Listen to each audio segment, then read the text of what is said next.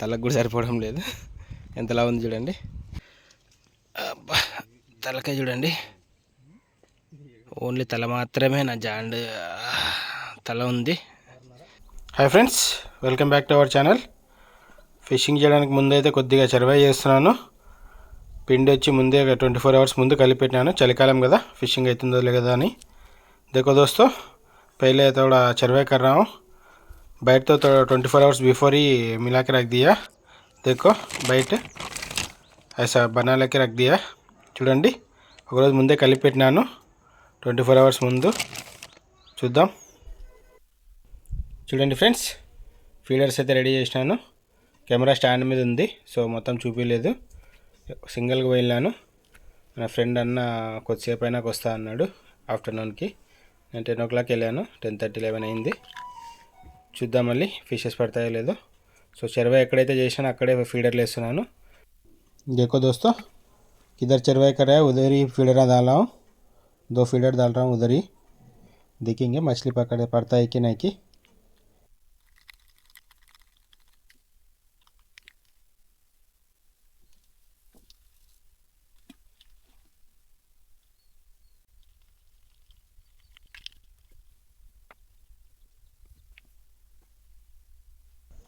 చూడండి, second feeder second వేసాను కదా, దానికే పడింది, తిరిగేసింది డబ్బా గర్రని.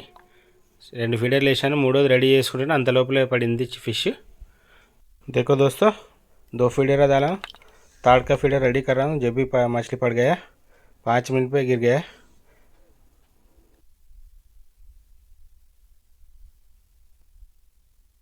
చూడండి, ఫిష్ అయితే చాలా భయంకరంగా లాగుతూ ఉంది.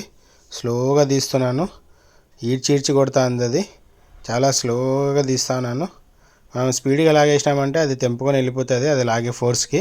సో అది లాగినప్పుడు స్లోగా వదలడము, మళ్ళీ గుంజడము అలా చేస్తూ ఉన్నాను. అలాగైతేనే చేప బయటకు వస్తుంది. చాలాసేపు పట్టింది, ఆల్మోస్ట్ ఒక 15 minutes పైన పట్టింది చేపను తీయడానికి.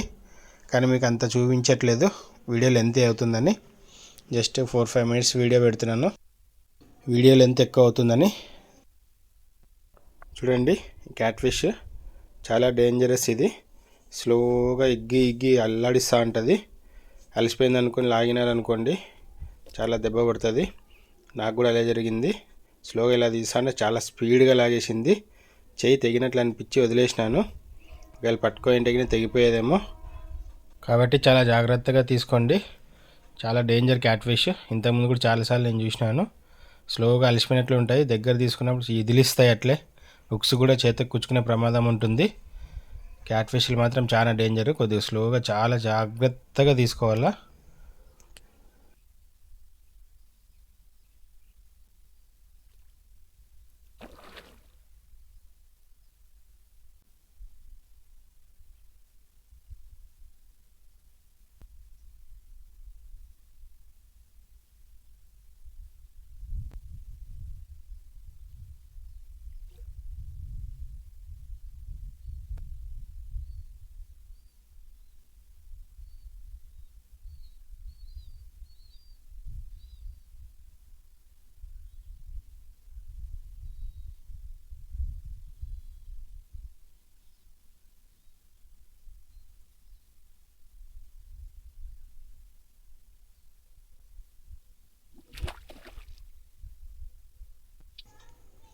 చూడండి, ఆల్మోస్ట్ ఒక 15 minutes తర్వాత అలసిపోయింది.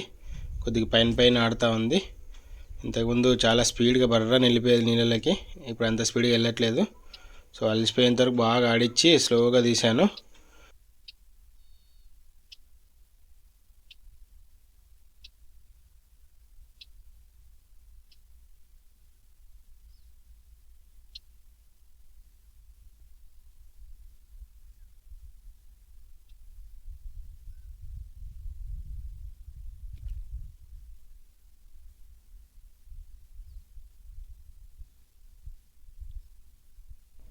చూడండి, ఆల్మోస్ట్ ఇంకా అలసిపోయింది. స్లోగా బయటికి తీస్తున్నాను. పైకి ఎత్తడానికి కూడా లేదు, అది చాలా బరువు ఉంది. సో లాగదామంటే కూడా తెగిపోతుందేమో అని చూస్తున్నాను. గడ్డ మీద వరకు వచ్చింది.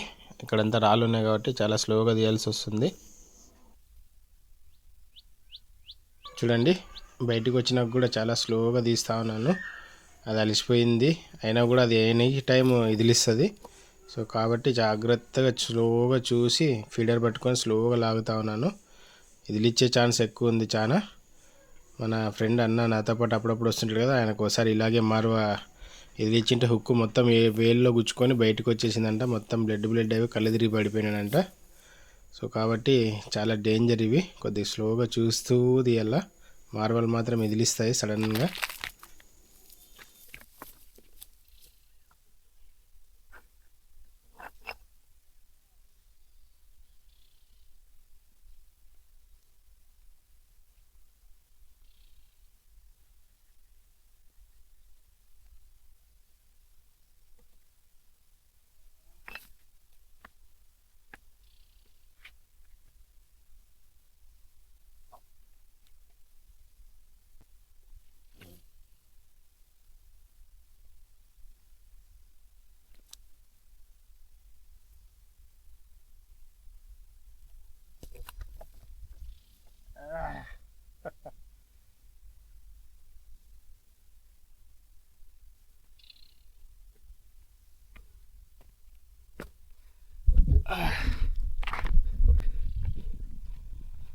చూడండి ఫ్రెండ్స్, మార్వా ఎంత పెద్దది పడిందో.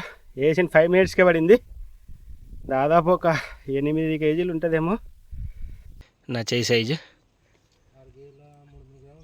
అబ్బా చూడండి, ఓన్లీ తల మాత్రమే నా చేయి సైజు ఉంది. మొత్తం నా కాలు పెడితే దాని తలకు కూడా సరిపోవడం లేదు. ఎంతలా ఉంది చూడండి.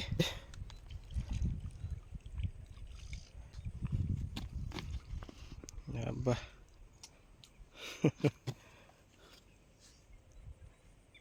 Big size cat fish.